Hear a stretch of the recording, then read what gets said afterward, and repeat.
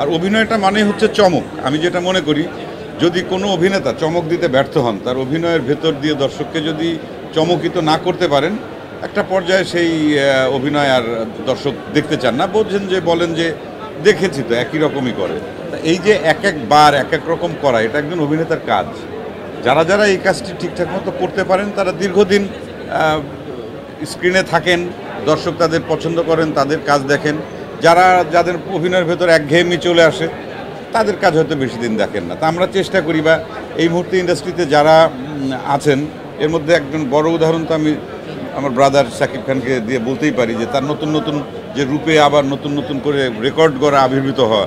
তো এই জায়গা থেকে আমরা আমাদের মতো করে চেষ্টা করছি, নিশোর মতো করে চেষ্টা করি সবাই, মোশাররফ বা যারা যারা আমরা রেগুলার এখন কাজ করি, প্রত্যেকেরই কিন্তু একটা ডাইমেনশন বের করার জন্য নতুন নতুন ডাইমেনশন। কারণ আমাদের অভিনয় কিন্তু প্রায় যদি ধরি, আমাদের প্রায় 30 বছরের কাছাকাছি, বা কারো কারো 30 বছরের বেশি সময় ধরে আমরা অভিনয় করছি। তা 30, 40, 35 বছর ধরে অভিনয় করাটা একটা ইন্ডাস্ট্রিতে এটা খুব সহজ কাজ না।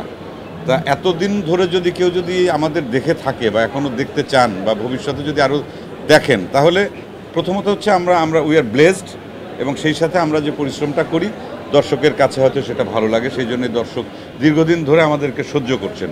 কিন্তু প্রতিজ্ঞা একটাই, কথা একটাই, যে আমরা আসলে নতুন নতুন গল্পে, নতুন নতুন চরিত্রে দর্শককে নতুনভাবে চমকিত করব, নতুনকে চমক দেব, তাহলেই হয়তো আমাদের কাজ দর্শক দেখবেন।